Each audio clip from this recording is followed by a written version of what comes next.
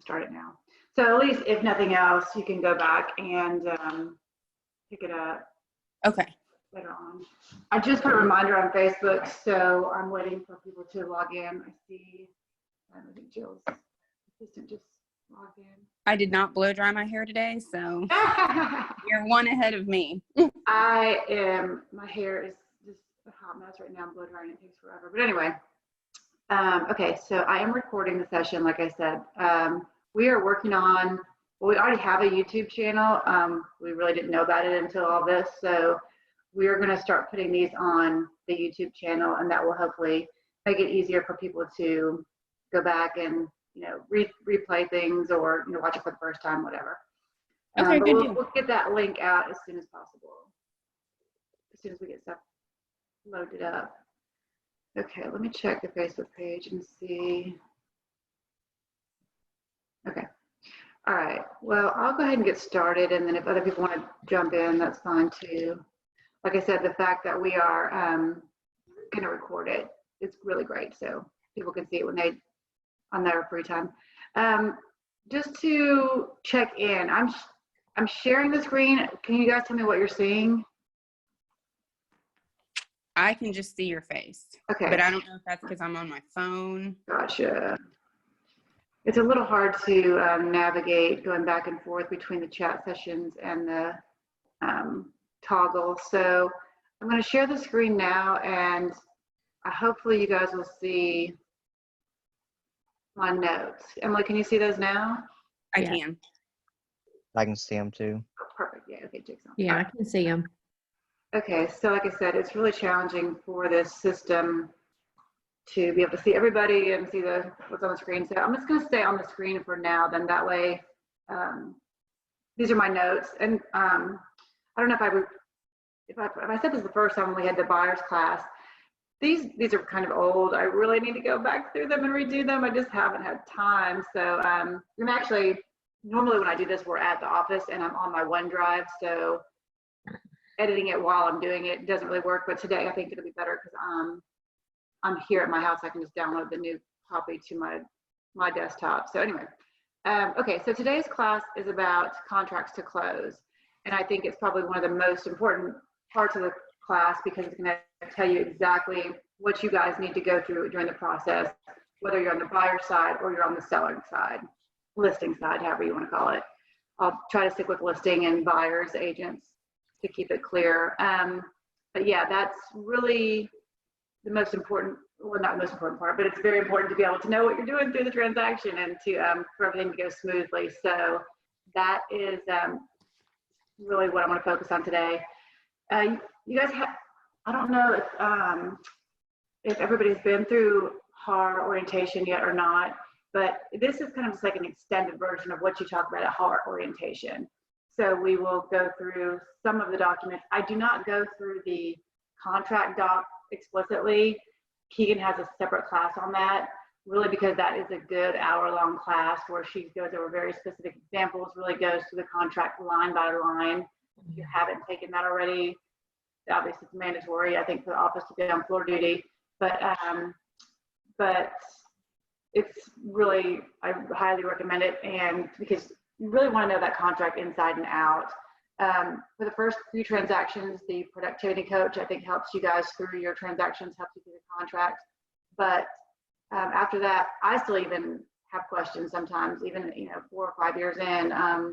And a lot of times you'll get a reader. I call them readers. You'll get your engineers or your really high C's, high S's, and it'll go through that contract line by line by line. So you really need to be able to answer them if they have a question on it.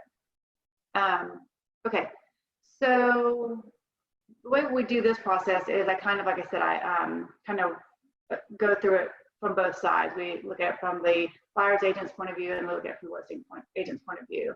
So if we jump back a little bit to the end of the buyer's class, we were getting to the point where we were going to submit a contract.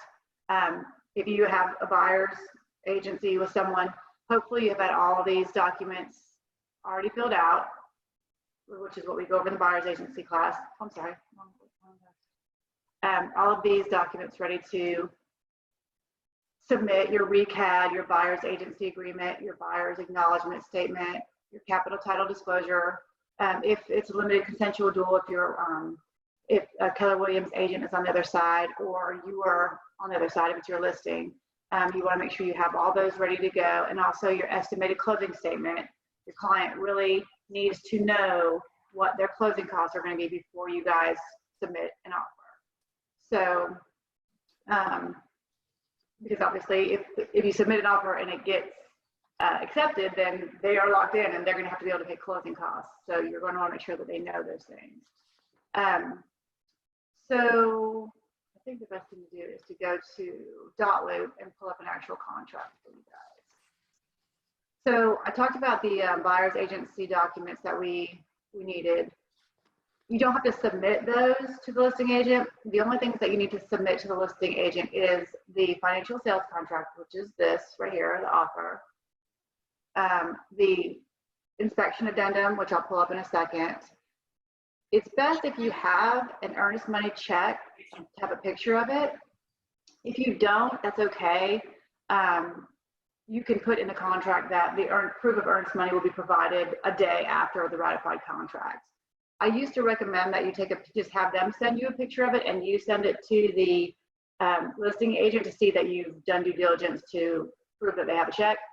However, we had an instance where someone did that and they sent the contract, they sent the inspection addendum and the earnest money and the pre-approval, which is the 4 things you need. I'll repeat that in a second, but she sent those things to the seller. The listing agent had the seller sign it, so that means they were under contract. Well, the next morning, the buyers decided they changed their minds and they didn't want the house. Well, that would have been all as well, except the seller was like, fine, we'll give them a mutual release, but we're going to keep their earnest money. And the buyer's agent was like, whoa, I didn't actually collect the earnest money. I just sent a picture of the check and they still have the money. And so it's impossible to go back to the buyer and say, hey, we want that money because you sent the contract in. So that's why I don't recommend pictures anymore unless you actually have a picture of, unless you actually have the earnest money sitting in your possession. If you have buyers that are going to make an offer on something soon and you know they're going to, you can take the earnest money check to the office and put it on hold, and Stephanie will keep it there.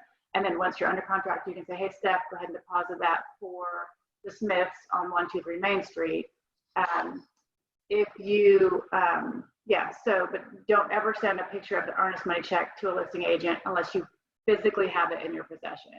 If you don't physically have it in your possession, but you want to address the fact that you know you need to send an earnest money check, then what I've been doing is in the provisions at the bottom, I put in earnest money, proof of earnest money to be provided within 24 hours.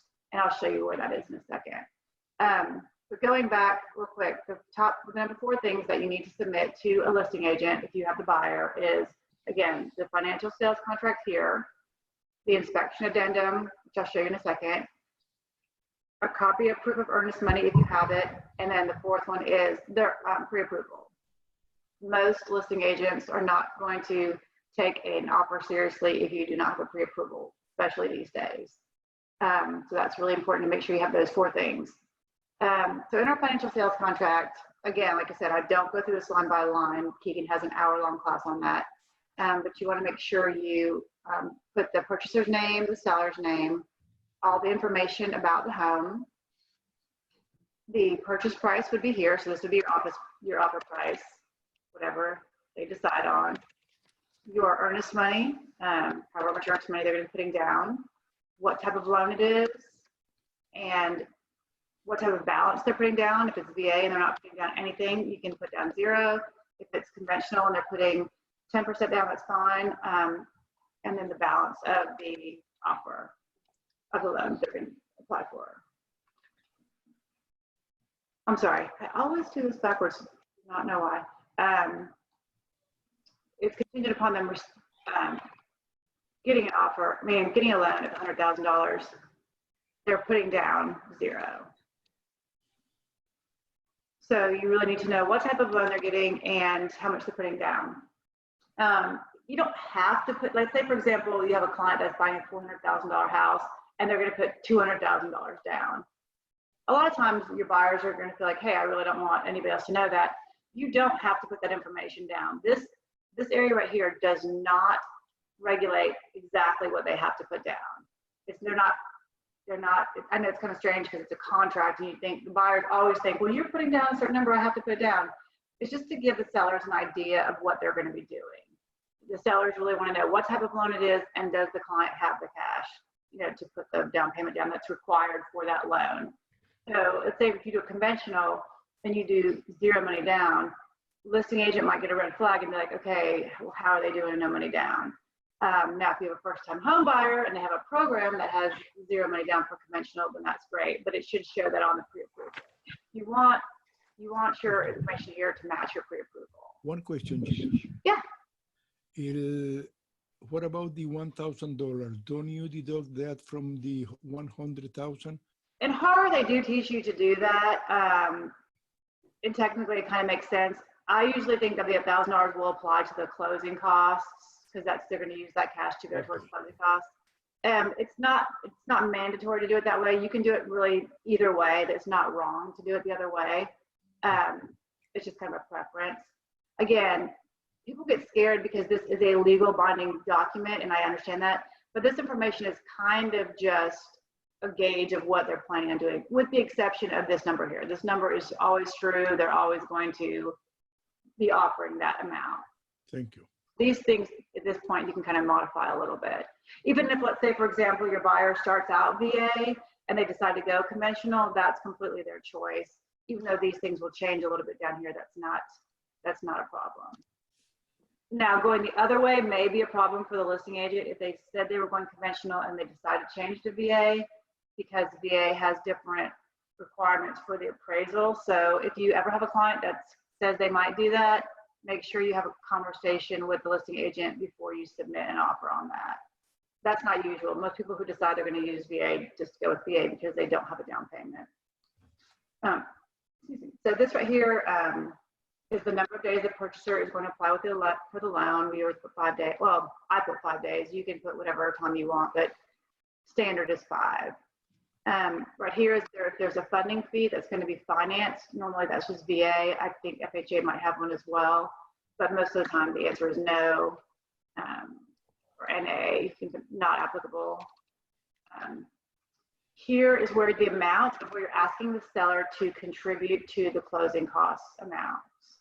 So however much your buyer is asking the seller to contribute to closing costs, you put there.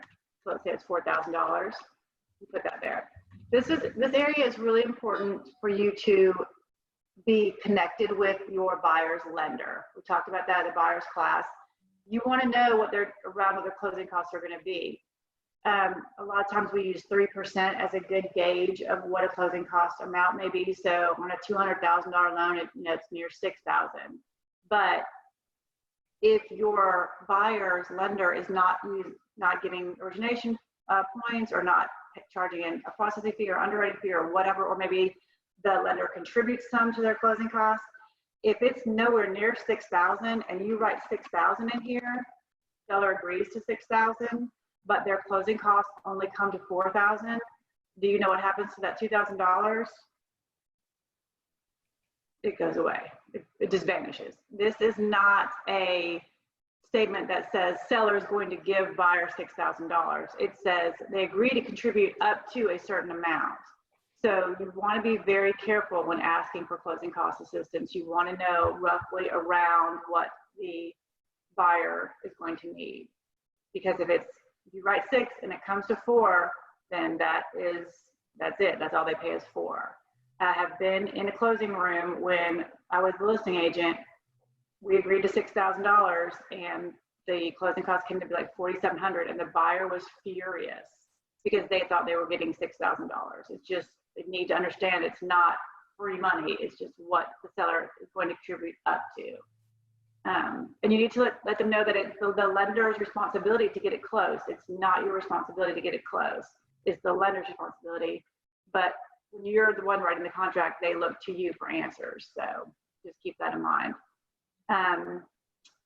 In this information, in this part right here, you put the closing date. Normally it's always 30 days if you're doing conventional. If it's VA, I tend to go 45 days. If it's USDA, you might want to talk to your lender about that. Sometimes it could be 60 plus, just depending on how backed up USDA is. And FHA sometimes could be 45 as well. In our state, in our area, possession is always given upon closing. The day of closing is the day they get the keys and they can move in. You want to have the listing company here, and the selling company is always you, which is if you're the buyer's agent. So you put Keller Williams, not your own name, and you're acting as an agent of the purchaser. If you are buying a for sale by owner, you are acting as an agent of the purchaser and you're assisting the seller as a transaction broker. If it's a for sale by owner, nothing goes in here. Or you can put the person's name, the personal name, there's no agency. Again, Keegan goes through all of these paragraphs line by line.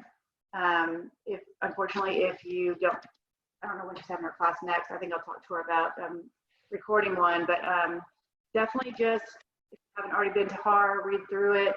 If you are going to write a contract and you haven't been through the contracts class, please call one of us before you submit anything. Here is, oh, I'm sorry, I didn't really go through this very well. I just put NA. If the house that your buyer's building is prior to 1978, then the seller should give you a lead-based paint disclosure. If your seller is going to, if your buyer is going to want a lead-based paint inspection, then you have a certain amount of time that you have to put in there. Usually it's like 10 days. I have never had anybody ask for a lead-based paint inspection, even on a home that was 1965. Mostly because most of the houses have been repainted over and over and over again, so the risk is low. Thelma Dawson, who used to be our broker, she would always say, "You have to eat a lot of lead-based paint to get sick from it." I mean, it's not. She joked about it, but it's not joking. You really have to have a good conversation with your clients about it. But since it's been so long, the majority of people do not have a lead-based paint inspection. But remember, it's always their choice. You can't just assume that they're not going to do it. But if they want to do one, you put however long you'll be doing the lead-based paint inspection within this confines here. But the majority of people remove the contingency. So you just put a date there, and then we do have a pamphlet in dot loop that says protect your family from lead in your home. I usually send it saying, hey, this doesn't really apply to you. Your house was built in 1995, but just because it's in the contract, I'm going to send it to you anyway, and they just initial it. So that's up to you. But having a discussion with them about it is important. This talks about the wood infestation report right here. Paragraph 4C says that they're going to do a wood infestation report, which is also a termite letter. Here you always want to, well, I shouldn't say always. You always want to recommend that they have an inspection. So you check that the purchaser does want an inspection. You may have a client that decides not to do an inspection, and that's their right to do. If they put does not, then I highly recommend that you have an email or some kind of note stating that, hey, you recommended an inspection and they've chosen not to do one, and have them at least recognize that they got that. You may be buying a house as is. If that's the case and they're buying it without the inspection, make sure you note that in the provisions that the home is being purchased as is. Basically, those two things, in email and putting in the provisions as is, it really just protects you from the client saying, hey, they never told me. If they sign a document stating that they're purchasing a house as is, then they're showing that they know that the house is as is. Again, I'm not going to go through all of these because Keegan goes through them line by line. I guess one important thing to note, and we talk about this in the listing classes, this paragraph right here, paragraph 9, is a really good thing to go through with your clients when they're signing the contracts, because some things may not jog your thought process when you're looking at a house. I use basketball goals as a really good example. Sometimes they're mounted to the top of the garage, sometimes they're bolted to the ground, sometimes they're just freestanding. You know, buyers see that and they don't really know they have to put in the contract that it has to stay. Sometimes it's in the MLS that the basketball goal will be removed from the property, whatever. just little things like that. Going through these kind of helps to make you sure that you're going through every little nook and cranny, so that on closing day, when they pull up and the basketball goal is gone, they're not disappointed, that you don't have, a disagreement and they're frustrated or, like I said, mad, or when you can have somebody that's really mad about a basketball goal, you don't want that. You want someone to just be happy on closing day, everything wants to run smoothly, because once things start to go bad, they go bad quickly, and emotions start to flare, and people get upset, and buyers mad, and sellers mad because they need to close and they need to move, and movers are already there or whatever. It's just really protects you from making sure everything goes really smoothly. And go through these things before you even submit the contract, so you have those discussions. Again, just really important to go through those line by line. Okay, then down here at the bottom is where you do your additional provisions. I have a document that's called standard provisions in my folder, and basically I just kind of keep a running one for any offers that I make that are kind of different. Can you guys see that? Jose, did it change the screen? It's blank. Oh, it's blank? It's black. Oh, it's black? Has it been black the whole time? No. Oh, I see why. Anytime I change my screen. No. Okay. Can you see it now? Nothing. No. Can't see. Yeah. Yes. Okay, now I see writing.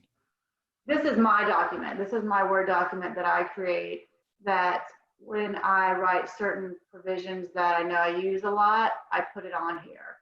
So that way, when I go to write a contract, I can just copy and paste and edit things like that. So I'm trying to find a good one that I use a lot. Okay, so this is probably a good one.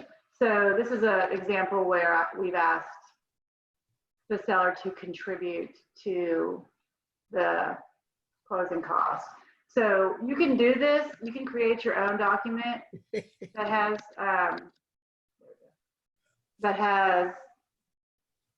hold on, I'm trying to get back. That has your own provisions in it. In .loop, we do have a document that's called standing provisions. You can look at that one. It's really old, but it gives you some really good ideas. But like I said, you can create your own Word document so that way you know what certain ones are always going in. But did everybody see how I just copied and pasted that? Can you guys see the .loop? Okay. Yes. Okay, thank you. So some of the standards that I always put in is 123 Main Street must appraise for purchase price or higher. This is just a personal thing. Some agents don't do this, some do. It really just is stating that the seller is aware that the buyer is anticipating that the home is going to appraise and that they don't anticipate paying the difference. They're saying it must appraise for what they said they're purchasing it for. It's not 12 right. 123 Main Street must appraise for purchase price or higher. Also too, if I have come across a home that a listing agent has said that they've measured themselves, and I'm not feeling like the house is that size square footage. Like say, for example, somebody has a listing and they say, okay, realtor measured 3,000 square feet, and they put 3,000 in the MLS, and we go there and it just doesn't feel like 3,000 square feet. Or I look at the tax records and the tax records say 2,500. That's a big difference. And when you're paying $100, $115, $120 a square foot, if you do the math on that, 500 square feet times 100 is, $50,000. So you want to make sure, if you want to make sure that the house is the size it is, you should either A, get it measured before you put an offer in, or B, you can put a contingency in here that 123 Main Street must appraise for purchase price or higher, and it must measure, greater than or equal to 3,000 square feet. That way, if it comes in a lot less, you have the ability to renegotiate a contract. Sometimes sellers don't like to see that, or listing agents are like, well, you know, if you want to measure it, just measure it. So sometimes you might get a little pushback on that, but at least it starts a conversation before you get under contract. Because once you are under contract, it doesn't matter. If you say 123 Main Street must appraise for purchase price or higher, and let's say the house was advertised as 3,000 square feet, we offered $300,000. It came back at 2,500 square feet, but it's still appraised for $300,000, then you're still under contract to buy that home because it did appraise for purchase price. So again, this doesn't come up a lot, but it's just one of those things that I like to drop in people's mindset about. Just be, you have to be very diligent about the small details, because if you don't, if someone's purchased a 300,000 square foot home and that appraiser comes back and says it's 2,600 square foot, you're going to have someone that's very upset. So just keep those things in mind. It is your job to do the due diligence in advising of them of these things. They might not know where to get the information, or you might not be the one doing the measuring. That's not your responsibility. But you need to say, hey, I'm getting a weird feeling this house is not quite the size it is. I recommend you pay for someone to measure it. And then if they choose not to do that, then that's their choice. But you have been the one to tell them, hey, guess what? Having a feeling this is not really the size says it is. Here's my recommendation, and they say no. So then it becomes something that they have chosen, not something you have forgotten to tell them or not had a discussion about.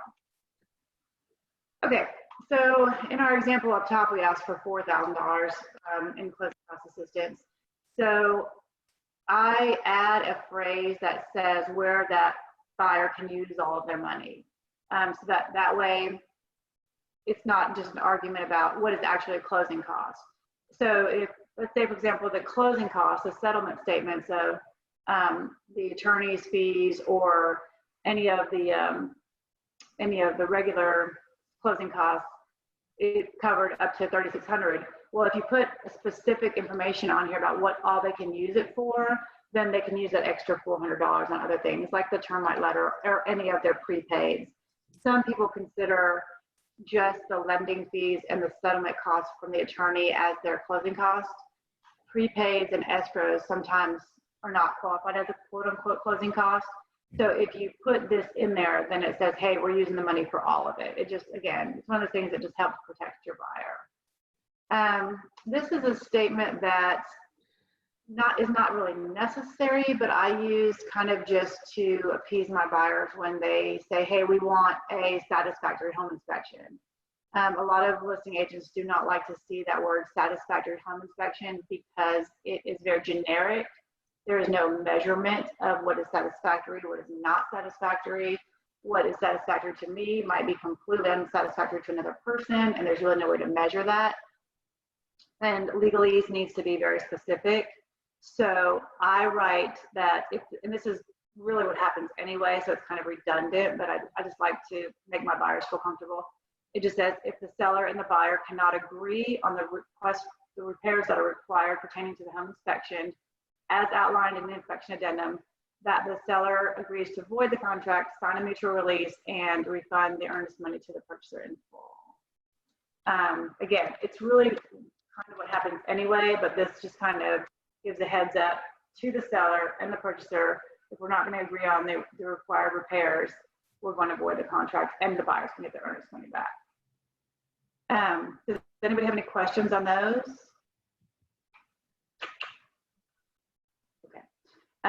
If there's things that they want to leave in the home, let's say for example, there is a play set out back, or anything at all, something built in that the buyers want to make sure that they keep and it's not normally there, basketball goal, whatever, you want to put that in the contract. You cannot put a whole house full of furniture in the contract. The lenders do not like to see that. It's like buying furniture. It's like getting a loan for furniture. It doesn't really add to the value of the home. So if there are things like lawnmowers or anything like that, it needs to go in an addendum because that cannot be shown to the lender. But refrigerators are normal. Washer and dryer sometimes is normal. Anything like that. Something that's built in and you're just putting it in for the sake of it being in the contract, that's fine. trying to think of another example that I've used besides refrigerators. I can't think of anything, but really just anything that needs to be addressed by the contract, so that someone just doesn't say, oh, well, they said we could do this and that. Well, that's just verbal. You want it all to be in the contract. Again, I think I told you guys, if I do not have a copy of the earnest money, then in my possession, if I don't have it in my possession, then I just put proof of earnest to be provided within 24 hours of ratified contract. And that's kind of just me telling the listing agent, hey, I don't have it on my person, but I'll get it to you within 24 hours. If you don't see it in 24 hours, it is a void contract. So keep that in mind. Anything you put in here that you don't do or that they don't do, it voids the contract. So the minute I miss the 24-hour window, we are now out of contract because of what I put in here. So if you're going to put this, make sure you are able to do it. I have someone that's writing an offer this week who is out of state. She's going to have to mail her check. She hasn't mailed it to me yet. I give myself, 5 days. And maybe the seller might not want to take that because of that. So that's something we have to negotiate. But again, I don't want to put 1 day in there and be out of contract. Okay, so that's the financial sales contract. That's the first thing you need to send. That's the actual offer. If your clients get confused, that is the offer. I'm having computer trouble. Well, now it's got kicked out of Outlook. Sorry.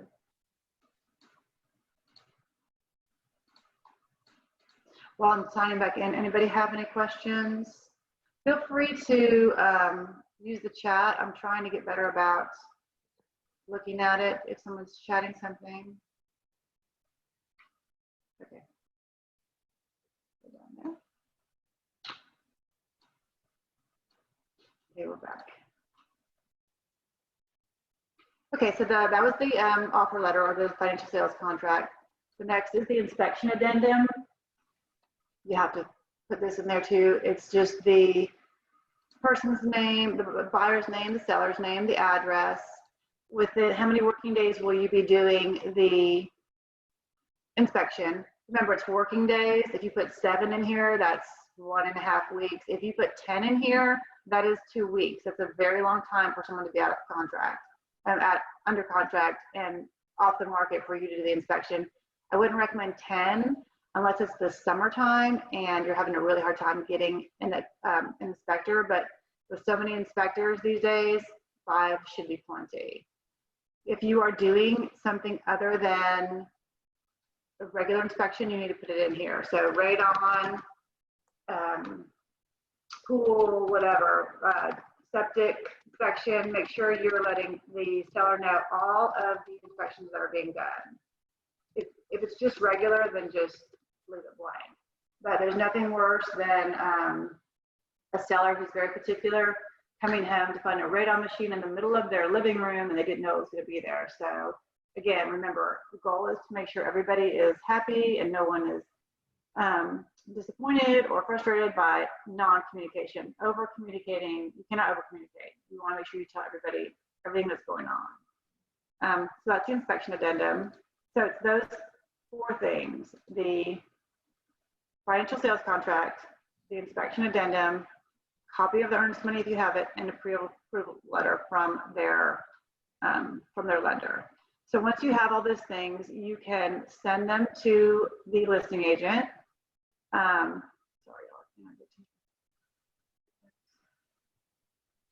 Send them to the listing agent, and then I usually text someone to let them know that I've sent it. Sorry, you guys, cannot get to my window. Is that little thing in the way? There it is. I usually text the listing agent to say, hey, I've sent you an offer. I try not to tell them I'm going to send something. I usually try to wait until it's actually been signed. But since the market is what it is, normally when I go to show a house, the first thing that I do is I call the listing agent and I say, hey, are you guys working anything on this listing? Because right now in the market that we're in, stuff is going just flying off the shelves. And even if the house has been on the market for 75 days, do not assume they're not working anything on it. And by working something on it, I mean they may have received an offer and they're in negotiations.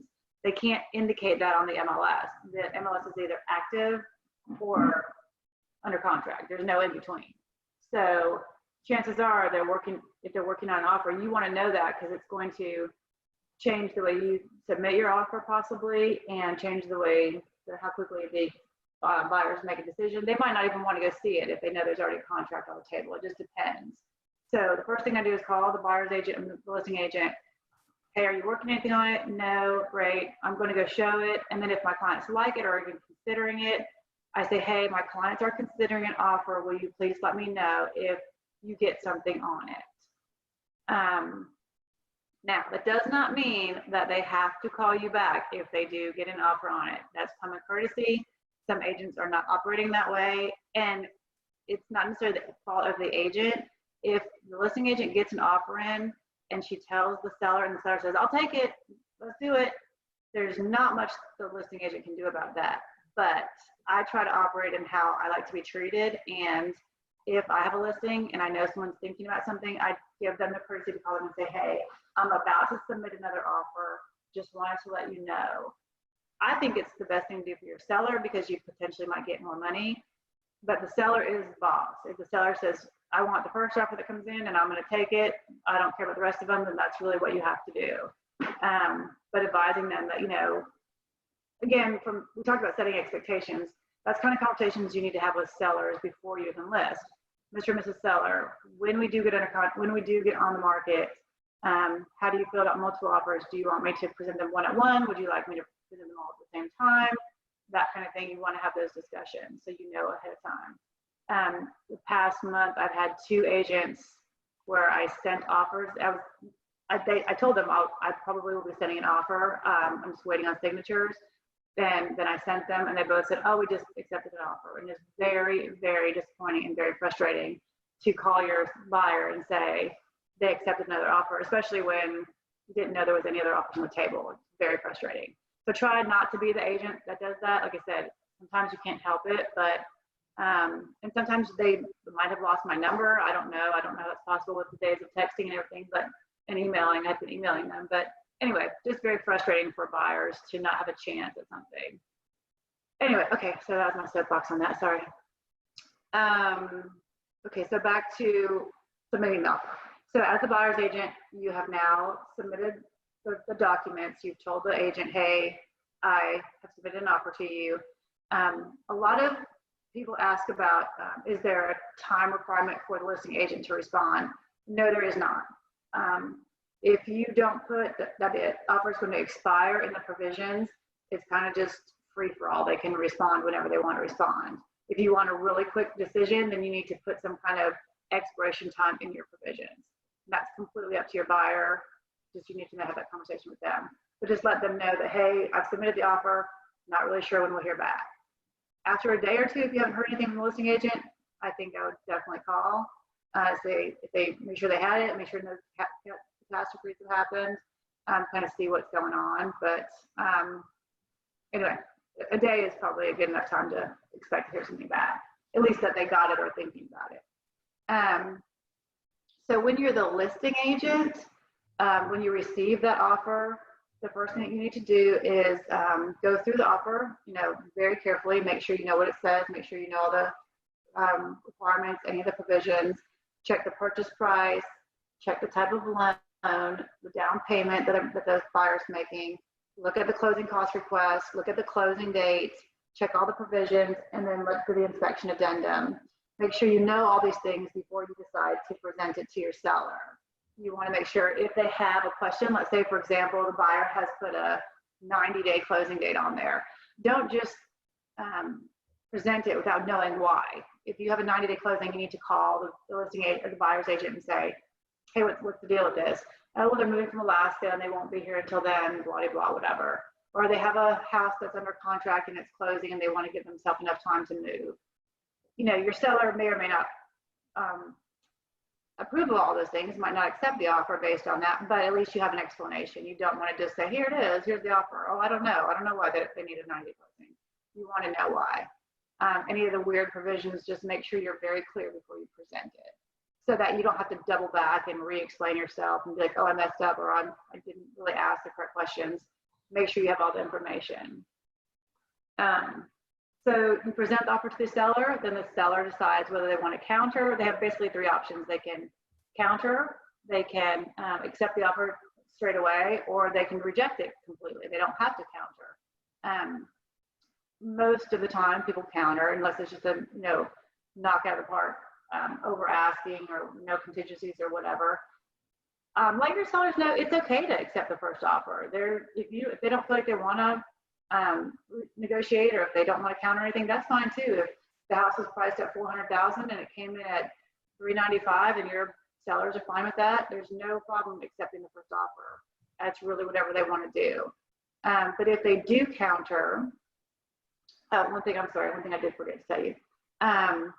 When you submit any offers to your clients, you want to also bring with them an estimated closing statement. That is in Paragon, and it is, I've shown this a couple times, but I'll pull one up right now.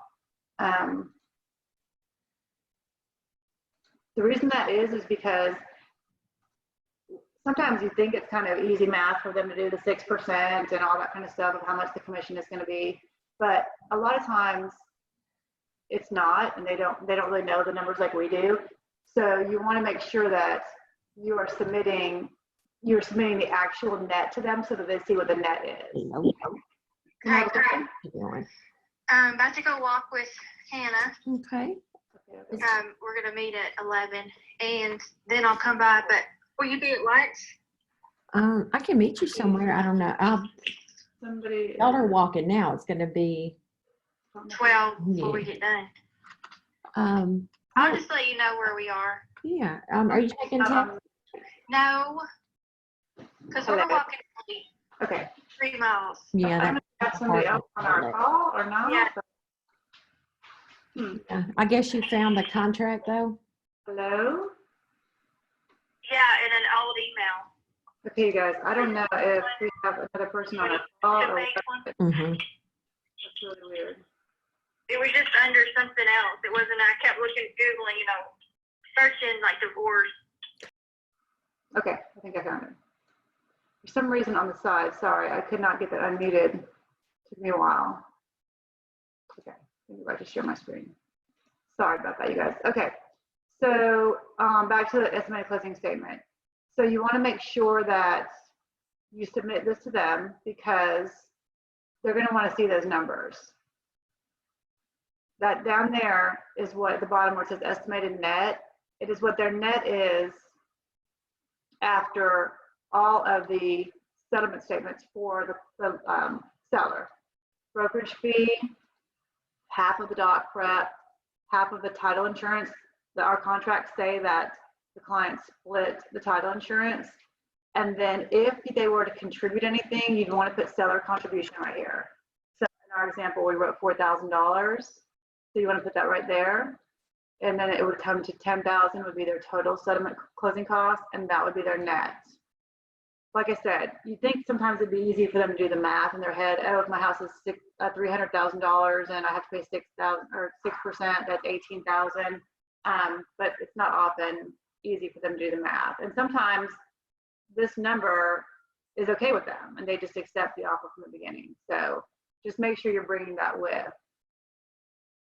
Okay, I'm going to go back to the notes now. Everybody okay on that?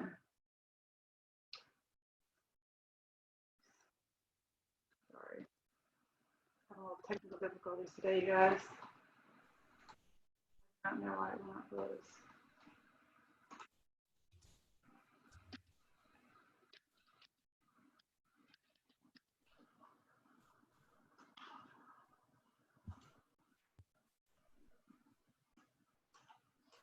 Okay. Okay, now we're back. Okay, so back to my notes. So if you're the listing agent, you've taken the offer letter, you've shown them the inspection addendum, looked at the pre-approval letter, made sure they have the earnest money, you've gone over an estimated closing statement with them. And now if your client wants to counter, if the seller wants to counter, you want to make sure you can counter any different thing. You can counter the amount, the purchase price. You can counter whether or not you're going to be giving closing cost assistance. You're going to counter any provisions, be it either, I'm sorry, I'm going to shut this door. Going to counter the provisions, whatever the provisions are. If they've asked for something, say they asked for the refrigerator and the clients don't want to leave the refrigerator, you can counter that. You can counter closing dates. You can counter anything about the offer, really. There's a couple ways to do this. There is a counter offer document in .loop. You can use the official counter document. You can call the agent and talk about it. If you do that, I recommend that you back it up with an email. Let's say, for our example, they offered, the buyers asked for $4,000 in closing costs, and the seller is willing to contribute $2,000, but they're not willing to leave the refrigerator. I would just pick up the phone or text the other agent and say, hey, here's what my clients are willing to do. What do you think? And then he or she will say, hey, my buyer really needs that $4,000 to close. There's no way they can close without the assistance. Sometimes walking through it in a conversation is necessary before you actually sign the dotted line to a counter. But like I said, if you decide to do anything verbally at all, I would always back it up with an email to the other agent. Just says, hey, based on our conversation, here's what we said. Here's what we're countering.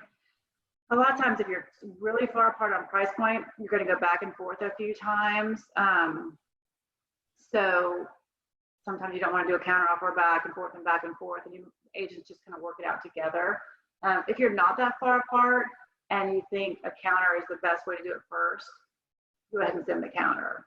But like I said, if whatever you decide to do, just make sure that you are recording everything on some type of, whether it's text or whether it's, I recommend email more than anything, just so that you have it in writing so that you do not miscommunicate something and it doesn't get lost in the transaction. And then someone thinks the offer was one way and someone thinks it's another. But if you do that, then the other agent can go ahead and just submit a completely new offer from scratch. And so that's clean and there's not a lot of back and forth in in counter offers. Keep in mind that the agents operate differently. That's kind of what's good about this job, but also what's bad about this job.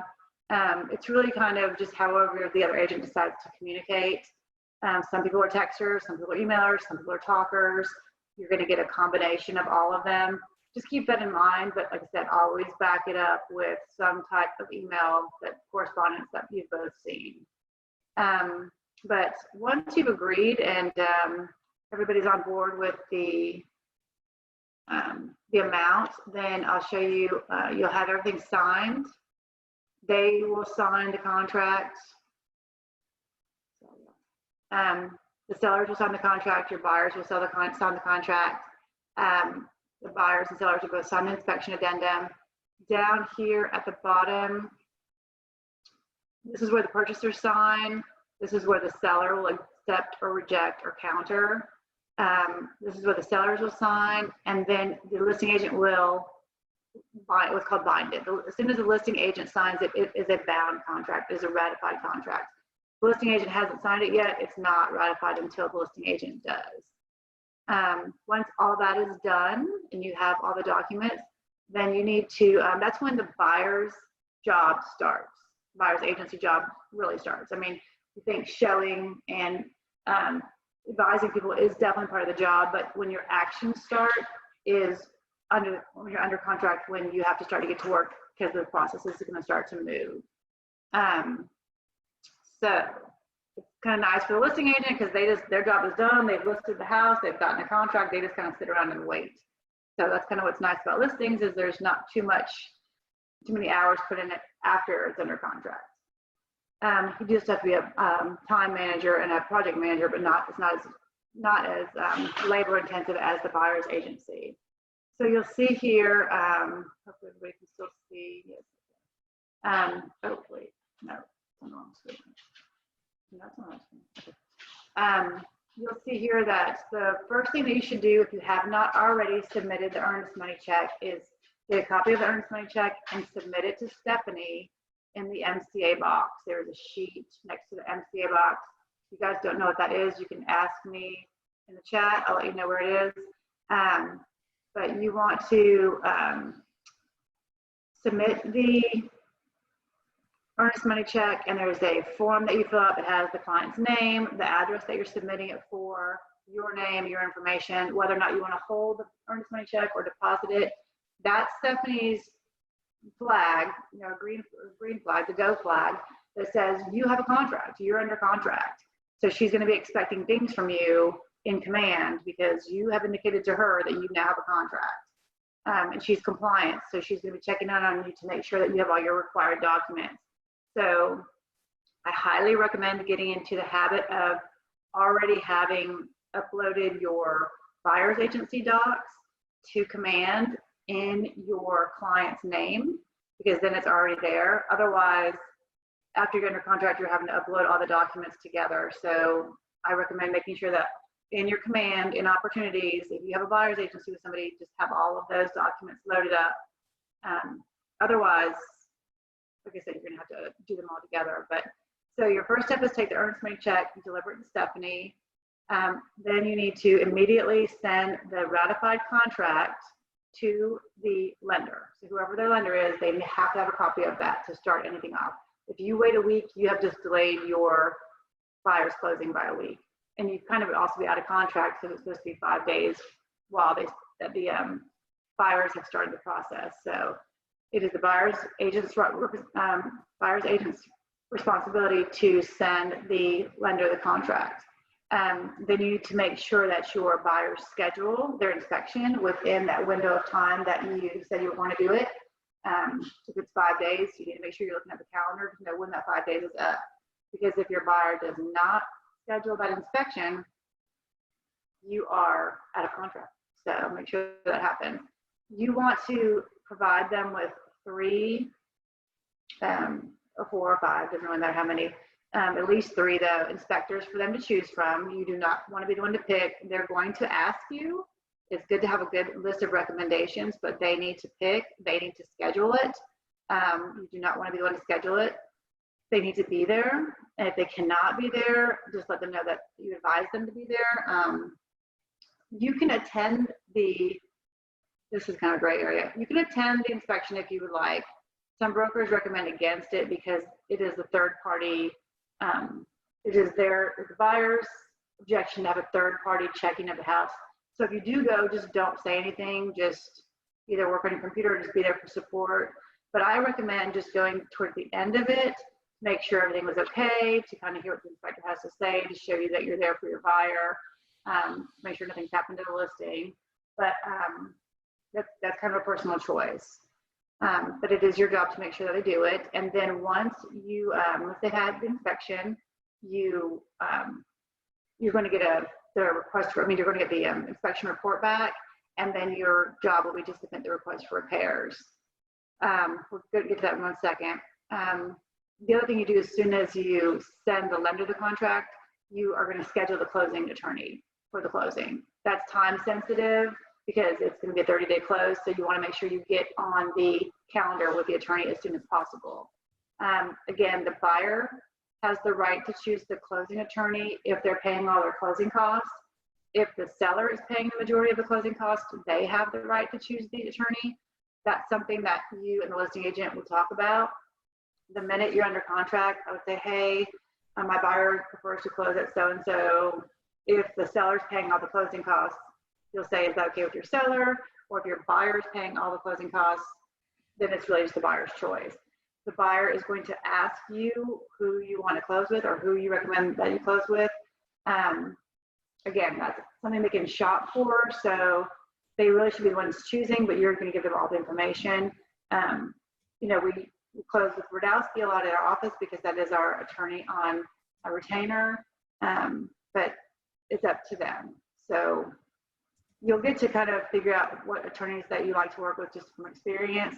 But if you want to recommend Radowski just because that is the office attorney, that's fine too. Just make sure that they have signed the capital title agreement and understand it. So anyway, just make sure that you have to schedule the closing, because like I said, once you're under contract, the clock is ticking. The attorney also needs to have the contract as well. The attorney also needs all of the all of the addendum sheets. This is kind of confusing, but the lender does not need the addendums if they speak to things like the buyer's purchasing the furniture outside of closing or whatever, things that are contractually obligated by the contract, but not really mandatory for the lender to see. The lender doesn't get those. The lender only gets the contracts, but the attorney needs all the addendums. I'll give you an example. I just wrote an offer for an addendum that they wanted a patio furniture. They weren't going to buy it. They wanted the seller to leave it for them, but that's not something the lender really needs to see. But all of those need to go to the attorney. Or if there's an addendum that states, I'll give another example. If the closing date moves for some reason, let's say you scheduled a closing for March 30th and it needs to be pushed, then you need an addendum that extends the closing date. The attorney needs that addendum, the lender not so much. Anyway, things like that. Any addendums, all the addendums need to go to the attorney. All these things are kind of happening simultaneously, so you really need to get yourself a good process, a good checklist of things that you need to do. There's a lot of them on the internet. You can just Google real estate transaction schedule or contract to close schedule. I don't usually give one out simply because mine is very unique to me in the sense that it kind of works the way my brain works, and it might not work for you. So I think if you create your own, it'll be more fluid, more intuitive for you. But like I said, you can get tons of examples online.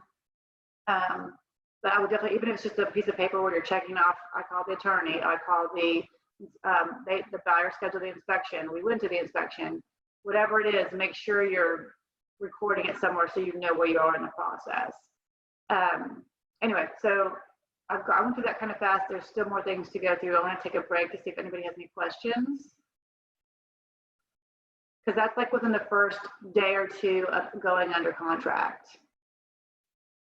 Okay, I don't see anybody asking any questions in the chat or, okay. All right, so I'm just going to continue. I talk really fast, so I always want to make sure I'm not leaving anybody behind. Okay, so the first couple of days, just to reiterate, you have taken the earnest money check to the office, put it in the MCA box with the note of your information on your buyer. You've sent the lender the contract. You've scheduled, the buyer has scheduled the inspection. You've sent the closing attorney all of the documents that they need. The next thing is once you have received the inspection report from the inspector, that's when you and your buyer need to get together and put a request for repairs together. Normally, inspectors send the report by the next day. Sometimes it's that night. It just depends on how busy they are, how long it takes them, or how much stuff is on the inspection report. But you want to go through it line by line with your buyer. It's best to meet them in person if you can. These days, that's kind of hard. But just go through them and with them and ask them all things that they want to ask the seller to fix. If it is a laundry list, a huge list of things, and your buyer's asking for everything under the sun, you need to remind them of a couple of things. It all kind of depends on how the contract went. If your buyer has paid full price for a home or gone over, they kind of have a little more wiggle room to ask for more things to be done. If your buyer has lowballed the house and they've kind of stole the house or gotten a really great deal on it, is the seller going to be that inclined to fix anything? Maybe not. Just making sure you talk to the buyer about these kind of things to prepare them for the seller's answer. It's a wish list. They can write anything down they want to, but the seller is not really required to do much unless it's like structural or hazardous to someone's health, anything that's in paragraph 4 or anything that's on the inspection addendum.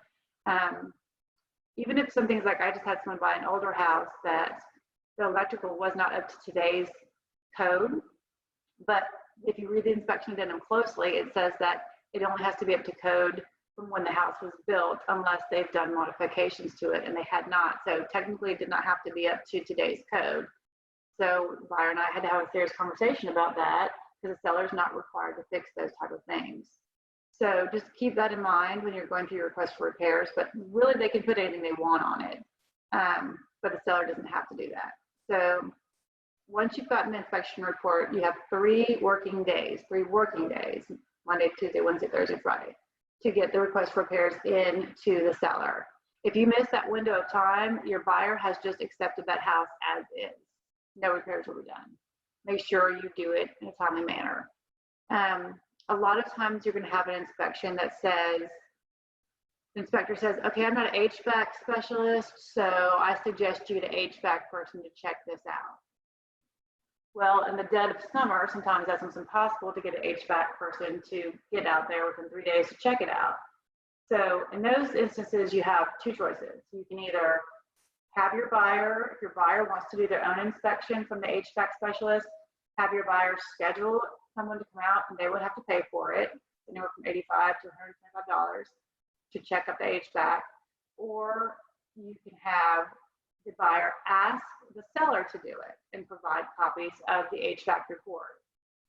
Again, it kind of just goes back to your buyer's choice, who they want to do it, and kind of how much the offer has been, how likely you think the seller is to do that. If you choose option A, which is having your buyer hire the HVAC tech, you probably will need to ask for an extension on the request for repairs. So I would recommend, if that's what your buyer's going to choose, I would immediately recommend contacting the listing agent saying, hey, the inspector has requested an HVAC specialist. We're going to need a couple more days. I'm going to submit an addendum extending our response time. Make sure you extend it long enough that you know you can have somebody out there to investigate. If your buyer chooses the seller to do it, then you would just put that in request for repairs. Purchaser requests that seller have the HVAC inspected by a certified and licensed technician and provide the results to that inspection and repair anything that the HVAC inspector finds. If you just put that you want it inspected, then that's all they're going to do. They're just going to inspect it. And if it comes back with problems, that has not said that they're going to fix it. They just did the inspection. So make sure on your request for repairs, you're very, very specific on what you want. That is very important, because your buyer is going to assume that the seller is going to fix it all if they found something, but that's not what their request for repairs said. If you just put seller to have HVAC technician inspect the HVAC. So anybody has any questions on that, please let me know.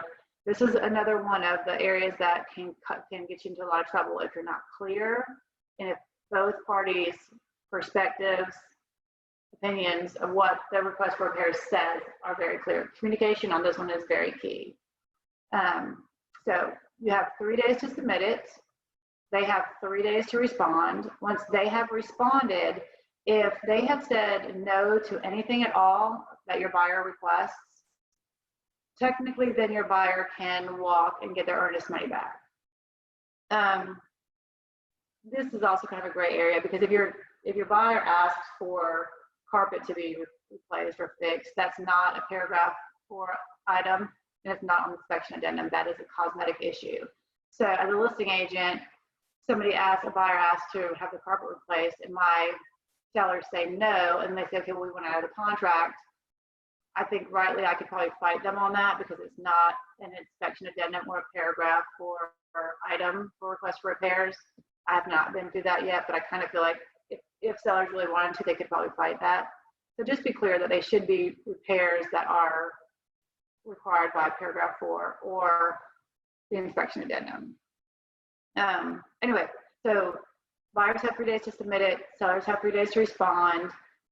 If buyers decide not to proceed because sellers said no, then they would submit a mutual release due to those reasons, and sellers should refund the earnest money. If the buyers have 3 choices once the sellers have responded. They can accept the seller's choices of what they will fix. They can reject them completely and decide to ask for mutual release, or they can counter again with another request for repairs. They have 2 days to do that. And the seller has 2 days to respond to that one. So that can go back and forth for a little while sometimes. After the 2-day law, it kind of goes in a gray area, because if you volley a couple of times, there's no real mandate on how long that can happen. That does happen sometimes. They do argue back and forth sometimes about what they're willing to fix, what they're not willing to fix. It's just another negotiation part of the contract. Again, whatever you discuss with the listing agent as the buyer's agent, just make sure you're backing up with an email so that everybody's crystal clear. Sometimes it's just the certain words that you use that are not being heard by the other person. So always seek to understand the other person's perspective on something. Make sure at this juncture, you're very clear on why somebody does or does not want to do something. If your buyer has asked for the HVAC to be inspected and the seller says no, ask why. Hey, what is their position on this? And it could be that, hey, the seller just had it done 2 years ago, or they have it serviced every day, or whatever. That's unlikely, but they have it serviced, every 6 months, or they've had it serviced a year ago. Whatever the reason is, you kind of need to find out why. It just makes things a little bit easier. Just communication is very key, especially in this part of it. So that's the second hurdle of your contract. So after you get through that period, then the appraisal is next. You do not order the appraisal, the lender does, but you want to make sure it's happened, or you want to make sure that it is been scheduled. I try to stay on good terms with my my lenders and make sure that they know that I advise the clients not to get a appraisal until after the request for repairs part of the deal, because let's say, for example, the deal falls apart due to the request for repairs. Well, if you've ordered the appraisal and the appraisal's gone out, that's a third-party fee, and the appraiser is going to expect to be paid $450 to $550, whatever they charge, because they're working for the lender, and the lender's going to be like, well, we're not going to pay for it because it's part of the process. So you want to make sure that you tell the lender, hey, our inspection is scheduled for this week. I should know about the request for repairs on Friday. Please, can we not schedule the appraisal until after that? And that should be fine. A little bit, you have to be concerned about that if you have VA, because if you push the VA appraiser off too long, it could sometimes delay your closing because they are kind of backed up. But just have a conversation with the appraiser with the lender about that. Again, you don't want your client to spend $450 in a house they're not going to buy. They're not going to be happy with you if that's the case. And even though it's not your fault, it's going to fall back on you. Next is the termite letter. You want to make sure that the termite letter is done at least 10 days before closing, so that the termite inspector has time to get the letter to the attorney.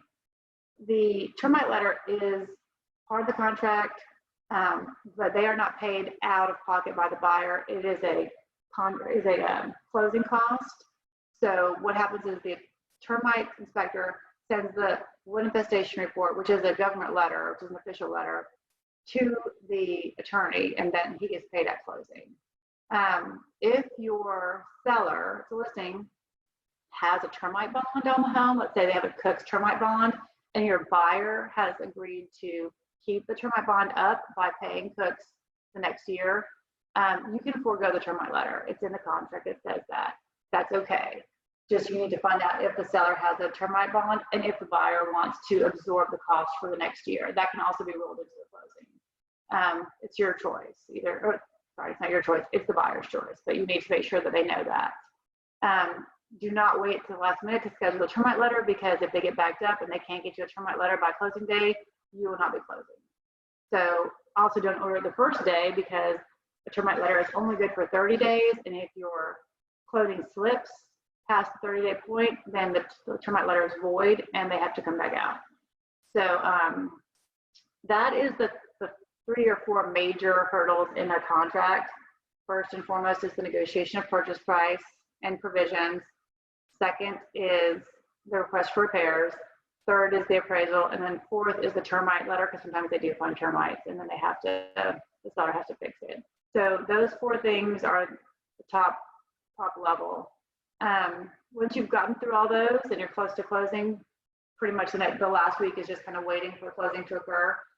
You still want to be, as a buyer's agent, you still want to be in connection with the attorney's office to make sure everything's going smoothly, that the title search is being done. You don't have to call every day, but if you call at least, once every week, or email them to say, hey, just checking in, see how things are going, check in with the lender, make sure things are going well. You will not be notified that the appraisal happened, but the buyer will, and you need to check in with your buyer and say, hey, did you get the appraisal in? Because if it didn't appraise, then you have a kind of a hurdle there too. So that's one thing that's part of your project managing, kind of just making sure everything is going smoothly. You're not just going to sit back and kick back and not do anything for 2 weeks, because the day before something for closing might have gone really bad and you're not knowing about this. That's not good. You want to make sure that you're fully aware of what's happening. I just put CD in here. That's for closing disclosure.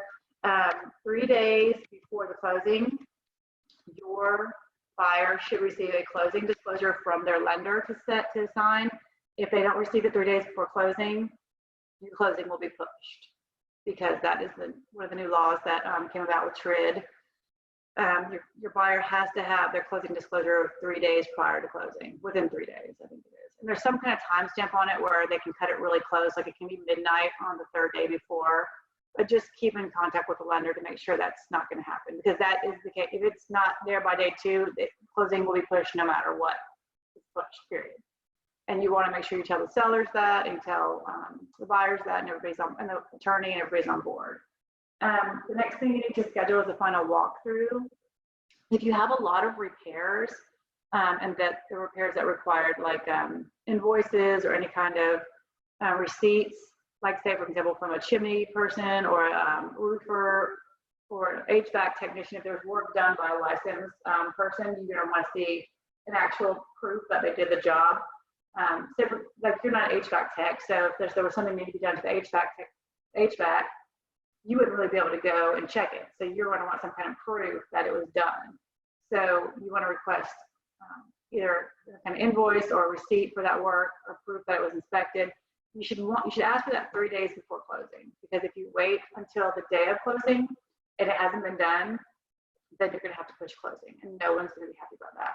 So give at least 3 days to get 3 days before closing to get those receipts. So if you had a lot of repairs done, go through the walkthrough, the repair walk 3 days before, because if something's not done, you want to give yourself enough time to fix it, for them to fix it. And then I always do a final walk, which means the morning or the afternoon before closing, the hour before. I usually ask the buyers, hey, just meet me there for a second. We just want to make sure nothing, like, an accident has happened, the HVAC's exploded, there's been a fire, there's been somebody vandalized it, that has happened. There has been vandalism where somebody busted a window open. If you don't do those things the hour before, then let's say you went to the repair walk on 3 days before, and they fixed everything looked fine, no big deal. If you don't go the day of and there has been some kind of vandalism or accident, and your client signs those papers, they have just bought that house with those issues. If I have had a client, I had the listing, the buyer did not do the walkthrough the day of, they did it the day before, and the day of closing, the HVAC shut down. She didn't go, she hadn't gone, and she signed the paperwork, and they got to the house and the HVAC wasn't working, and guess what? Oh well, so sorry, you just bought a house with HVAC that does not work. The hour before is the closest you're going to be able to get. So I always recommend doing that.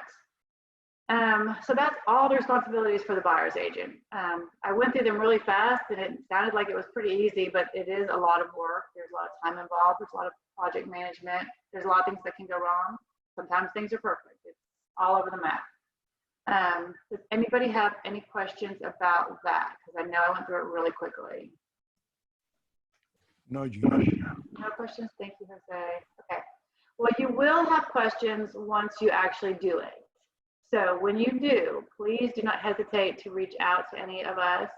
Again, these things take quite a bit of practice to go through. And the unfortunate thing about this job is most of the time, they're few and far between. Well, I'm hoping for your sake that they happen right away all the time and you get 15 buyers and you're doing this daily. But really and truly, in all honesty, they happen, once a month. Or if you have two or three buyers in 1 month, sometimes they happen 2 or 3 times a month. It's just not a lot to actually practice it all the time. And then also what happens is all the situations are different. So you can't say it's exactly like this every time, because it's Totally not. It's very different every time. You have different personalities, you have different houses, you have different problems, you have different vendors. So they change dramatically from case to case. What might bother one person is no big deal to the other. What one person is seriously upset about, another person could care less about. So it is very, you'll definitely learn from your experiences. And I keep a little notebook of things that I've learned from each transaction, because every single time I learned. So I learned something last week. Just heads up, I had somebody buy a condo, and this didn't even dawn on me, to be honest with you. There is mailbox keys to the condos, and we got all the keys on closing day, and the seller said, here's all the keys, and the buyer went to check the mail and didn't have a mailbox key, and called me and said, hey, I didn't have a mailbox key, and called the seller. Well, the seller never used it. They didn't have any mail for whatever reason. Oh, I'm sorry, this was a flip, that's why. And the seller never lived in the house. He didn't care about a mailbox key. Well, it cost the buyer $75 to have it rekeyed. He wasn't happy. He was not happy at all. But like I said, it was just one of those things that we were told we were given all the keys, and we just assumed those were all the keys. We did not even think about a mailbox key. And so anyway, like I said, 5 years in the business, you learn something every time. Now I know that wasn't the first condo I'd sold, but that was the first time that ever happened. Like other condos that I've sold, we never had those issues. So anyway, just something to think about. It happens to all of us that mistakes are made. So that was all the buyer's agency responsibility. The listing agent responsibility is very easy and very short, which is, like I said, kind of one of the benefits about being a listing agent is that you don't have a lot to do during the transaction. Basically, once the house is under contract, you just wait to receive the request for repairs. You receive it, you go through it with your seller, you answer back. If there's a home warranty or that the seller has decided to provide, you order the home warranty. You do that through online. All of the home warranties that have online processes. You can send the invoice to the closing attorney. It can get paid through closing. And really truly your biggest role in being a listing agent if this under contract is bring a project manager. You want to make sure that everything's being done. Don't sit on the buyer's agent every day and be like, where's this, where's that, when's that happening? But if you are a week in, or I won't say weekend, let's say you're under contract on a Saturday, and by Thursday, no one's called you to schedule to let them know that the inspector is coming, something's wrong. You need to know, because you're going to have to tell the seller when the inspection's occurring. The buyer's agent is responsible for telling the listing agent when the inspection is going to occur, so that if it's an occupied home, the people can vacate. If it's an unoccupied home, it's not that big of a deal, but as the listing agent, you're still going to want to make sure it's happening. And then same is true for the appraisal and the termite. You just want to make sure it's all running smoothly and you don't have to do anything, or somebody didn't drop the ball. I mean, that's the thing. Even though it's not your buyer and you're not responsible for all of these actions, your seller needs to know that everything is running on according to schedule. Because if something gets pushed or this, you just want to know that what's happening. Overall, really and truly, both parties' jobs are to make sure that we keep emotions low, that you're trying to, this is a very emotional process. It's the most important and the largest purchase most of the time of someone's life. There's a lot of emotions involved with selling a home, especially if the seller is still in it. If they've lived there for 20 years and little Susie grew up and there's hashtag marks on the wall, that's still their home until closing day. So if an inspector comes in and is disrespectful of, I don't know, anything in the home, the seller's going to be upset. I mean, like I said, the sellers most of the time still feel like this is their home until closing day. The buyers kind of feel the opposite. The buyers are excited. They're like, this is our house. We can't wait. We're excited. So there is a lot of emotions involved. It really is your job to maintain as even-keeled personality as possible. And I say this from example because I've made mistakes too. Like, I mean, I've gotten inspection reports back and you're just like, oh my word, this is like a horrible report. Like there's everything wrong with this house. but obviously you're not going to deliver it that way. You're not going to have a conversation with the buyer about it that way. You want to say, okay, so, there's some things to discuss. What would you like to ask for to be fixed? And again, that's just kind of keep in your mind. You always want to be as even keeled as possible. It's not easy because, like I said, it's very emotional. And your buyers can get very emotional, and your sellers can get very emotional. It's your job just to kind of be the even keeled one in between. And also with the other agent, remember, this is not you against them. This is not a, we want to win, we're going to beat them, we're going to, we're going to get this house for whatever we can get for it, and we're going to get run over. This is, you're both in this position for both of your clients to feel like they have won. You want everybody to feel like, that's why I love part of our Y4 CPTs at Keller Williams is, win-win or no deal. I always approach this as that I'm representing my client, yes, but I do want everybody to feel like they've won. I want everybody to feel like they understand each side. A lot of times I find myself saying to my buyers, if you were the seller, how would you feel about this? Because sometimes they need to check in to see how they would feel on the other side. So that's really important. And then really, like I said, just seeking to understand, like sometimes people just are using the wrong words and it's not translating correctly and the other person's not hearing them, getting used to using phrases like, okay, so what I'm hearing you say is X, Y, Z.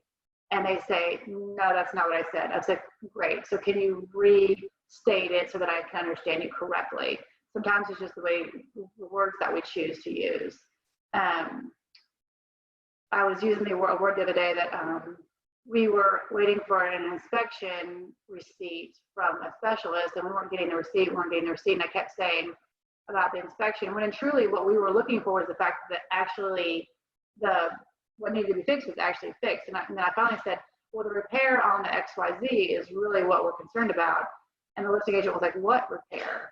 He did not hear the word repair. He only read the word inspection, but the phrase in my request for repairs included it needed to be inspected and repaired. If he didn't see the and repaired part. So the whole time I was using the word inspection, he didn't hear the word repaired. And so I finally said, well, this is what needs to be repaired. And he's like, oh, I missed that. So again, we're very busy people, all of us. We have families, some of us have other jobs, some of us have kids, some of us have just other things going on. Sometimes you're going to miss something, and it's the words that we choose to use to make sure that the other person has heard us clearly. So just keep that in mind. Try not to go to anger or frustration or being annoyed first. Try to keep calm as possible. And really, that's kind of it in a nutshell, the process. Like I made it sound really easy and fast, but there's a lot of things that can happen in between. One of the things that can happen is a mutual release. If all of these things go smoothly, all the negotiations, all the request for repairs, that's great. Sometimes they do not. You're going to get a client who does not want to purchase the home because there's too many repairs needed, or you're going to get a seller that's like, absolutely, I'm not fixing that part of the roof. It's unnecessary, or whatever the case may be, or too much, or we can't afford it. A lot of times you'll get a seller who can't bring the money out of pocket, like they just can't do it. And if that's the case, then they don't sell the house. So things like that. If your deal's going to fall apart, which is what we call it, falling apart, there's the reason for mutual releases are, say for example, the buyer does not get financing. That's why it's so important for you as a buyer's agent to keep in contact with the lender, is because sometimes things happen. I mean, they get a pre-approval, yeah, but I had a client who had a pre-approval from Navy Federal, and Navy Federal started doing some digging, and he had some kind of some fee he hadn't paid for a lawyer. That was a pretty substantial fee, and the guy had no clue. He's like, I did not know this existed. I had never heard from these people. I have no idea what it's about, and it was substantial enough that it delayed. It didn't allow him to be pre-approved anymore. But it was only found under the when the processor started doing some digging. So he didn't have financing, so we had a mutual release. We talked about inspection or failures or repairs not being met, the appraisal not being met. If you have a house that buyer has offered $200,000 and the appraisal comes in at 196, and everybody tries to fight it, but no, the appraiser is sticking to their guns, and your buyer doesn't have $4,000 to bring to the table to make up the difference, and the seller will not reduce the price.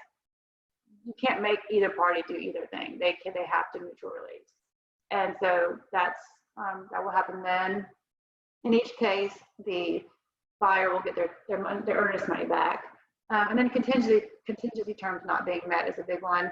If you have a buyer who has to sell their home before purchasing another one, and the seller has accepted that contingency, if that house doesn't sell, then of course they can't move on. So a mutual release is ordered. There is a mutual release form in .loop. It is pretty basic. It just kind of says who gets the money back and how it's delivered. You do have to fill this out in order for your buyer to get their money back. So it had, and all parties have to sign. There are times when both parties will not sign and the money just sits in the account. And that has happened where both parties dig their heels in and they're not gonna let each other out. And the buyer's like, fine, I'm fine, just moving on, I'll just leave my money. And the seller's like, whatever, I don't care, you're just not getting your money back, but it sits in the account because it cannot go to the seller unless the purchaser allows it to. And it can't go back to the purchaser unless the seller allows it to. So Stephanie says, I think we've got some money in an account because people just said, forget it, and they just moved on and they just let the issue die. But that's required if your deal falls apart. I'm trying to think of any other reasons. That's really the main reasons. Okay, and so communication, I talked a lot about communication already. Always check up on all parties. Oh, there's one thing I did forget.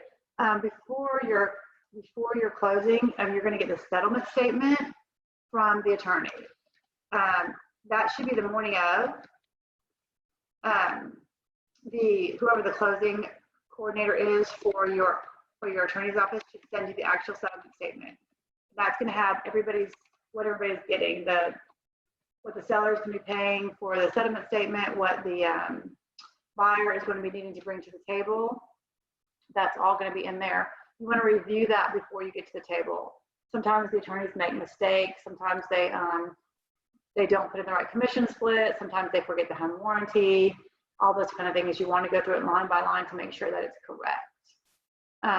Oh, one thing I also put in here about the buyer's agency responsibility is you want to make sure that the buyer, if they're bringing a lot of money to the table, like, you know, a big deposit or a lot of closing costs, the attorneys usually want that wired. So the week before, you need to make sure that the attorneys have told the buyers the wire instructions. Usually they're all very good about it, especially if you're using a very popular closing attorney, but you just want to verify because you don't want to assume that the attorney's office has done it and the day of closing comes and your buyers are like, oh, well, what do we do with the money? How do we get money to them? And then, you know, you're like, you should have wired it 3 days ago or 2 days ago, and that's going to delay closing. So some attorneys are still taking checks, but they're not going to take a personal check. It would have to be a certified check, and sometimes those are hard to get. I always recommend wiring is just the best way usually, but that's something you need to talk to the attorney about and make sure the attorney's office has told the buyer. Okay, we talked about checking the closing disclosure already. Closing, make sure you attend the closing, although that's different now because we're all doing these curbside closings and we're not allowed to go in. But when we go back to normal, you want to make sure you go to the closing. I know that sounds kind of counterintuitive, but we have had some agents that did not know they had to go to closing. It is where you get your check, so that's very important to get your check. The attorney will provide you your check. Make sure you look at your check discreetly before you leave to make sure that the amount is correct. And it's going to be made out to Keller Williams. I have to tell people that. They don't know that the check is not made out to them. It's made out to Keller Williams because you have to bring it back to the office and have Stephanie process it. If you have the buyer, it will be short however much earnest money you have. I'd say that to tell you because I did not know that. Nobody told me that. I didn't understand that part of it. And my first check, I was very disappointed because it was short $1,000. And obviously, I don't have a really good poker face. Like all my expressions are always on my face. And I must have made a very disappointed face because the agent at the other side, on the other side of the table, the listing agent, she said, "You have the earnest money." And I was like, "I don't know what you mean." And then they explained to me that the $1,000 that we kept at Keller Williams, what they do is they tack that on. So let's say my check was $3,000 and it was supposed to be $4,000. I bring the $3,000 check back to Keller Williams. Stephanie adds the $1,000 earnest money on top of it so that it makes $4,000, and then they cut the difference to me minus your split for KW. So no one told me that originally, so that's why I passed that on to everybody. I don't want you guys to be embarrassed that you're disappointed because you think your check is too low. You can bring closing gifts to the table if you want. That's allowable. You don't have to bring your client a closing gift. You can bring it to their house afterwards. You don't have to do it at all. But always follow up on your clients the week or two after. I have a follow-up process that I check in with them the week after, the month after, and 6 months after, and then I also send them a note the week before, the first week of September, to make sure that they recorded their homestead deed, because they have to record their deed in order to get homestead taxes. That's just really good ways to stay in touch with your clients, to make that a habit, and then they really know that you care about them, as opposed to you just got a check and you moved on. Like I said, both the buyer's agent, the buyer's class, the seller's class, and this class is teaching you how to do the job, but I can't overemphasize that it's really important to build these relationships through this process, through providing value, through touching base with your clients often, because that's how you build your referral base. I would say 85% of my business is a referral, and hopefully it's because my clients feel like I have done the best job I possibly can. I'm also very honest about my mistakes, and I learn from them, and I put them into my process. So you're going to make them. It's going to happen. It's almost impossible not to. But just make sure you learn from them and record them and know what they are, and know how to fix them, and be responsible to fix them is a big part too. This part I need to take out. This is compliance. As soon as you close, you cannot just drop off the check. As with Stephanie, you have to fill out, there's a sheet that she has that states that you've closed, if you've made any concessions, how was it working with the other agent on the other side. The reason why they do that is because that's a possible downline person for you. If you have a transaction with another agent, that's fantastic. And you put 5 stars on it. Stephanie or Sarah reaches out to them and says, hey, we heard, Jose said that it was great working with you, Susie. And they give them like a soft touch. And then later on, they'll check in with them to see possibly if they'd like to come to one of our trainings. It's just kind of a way to grow your downline. But you have to fill out all that sheet, and then you must, absolutely positively must, submit to Stephanie through command a copy of the settlement statement. You should also do a copy of the CD, closing disclosure, a copy of the check that you received, and the walkthrough, the final walkthrough. Whether you are the listing agent or the buyer's agent, you need all those things. The attorneys give you a copy of the settlement statement. If you're the buyer's agent, you need to give the listing agent a copy of the final walkthrough statement. And if you are the listing agent, you'll get one from the buyer's agent. So those things you have to submit to command in order to get paid. You will not get your check unless Stephanie has those things. So keep that in mind. Same is true for uploading your contract originally to command. She needs to know that you're under contract so she can deposit your earnest money check. If you just hand her an earnest money check with no documents uploaded to command, she will not know to do that, and that check will sit there. And the reason why that's important is because that can delay your closing as well. These things don't just happen for no reason. An earnest money check has to be deposited, and the lender has to see that it has been deposited in order for the lending process to go through. We had something recently where somehow, I don't know what the actual error was, but the earnest money check did not get deposited, and it could have very easily delayed that closing, and it could have very easily affected that buyer to lose that home. And that is devastating for being for a mistake that is not acceptable. You need to have all your command documents uploaded and make sure your earnest money check has been deposited. You can check with Stephanie, you can check with the buyer, say, hey, did your earnest money hit your account? Things like that. Even though those are not technically your job, they are your job as a project manager, because you do not want that transaction falling through for something as simple as an earnest money check not being deposited. That is not acceptable. And that is not a client that you will have refer you to anybody, believe me. So that's kind of things we want to keep in mind. Again, making sure this says dot loop, but it needs to say command. Making sure all of your files are uploaded to command is the only way you're going to get paid. So that's pretty much it. Does anybody have any questions? We're so quiet.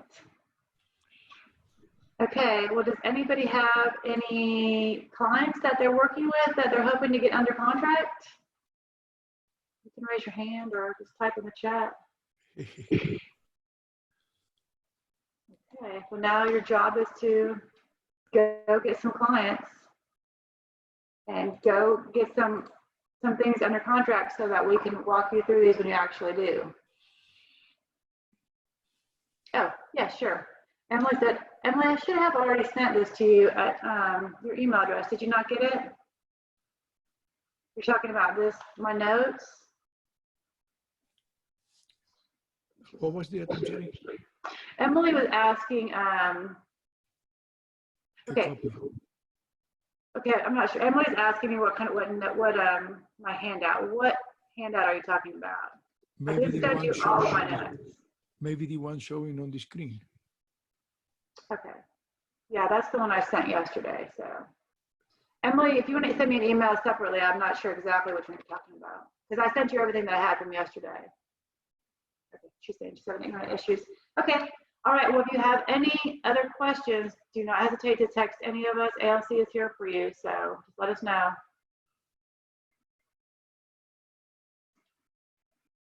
Okay. Bye, guys. Have a good day.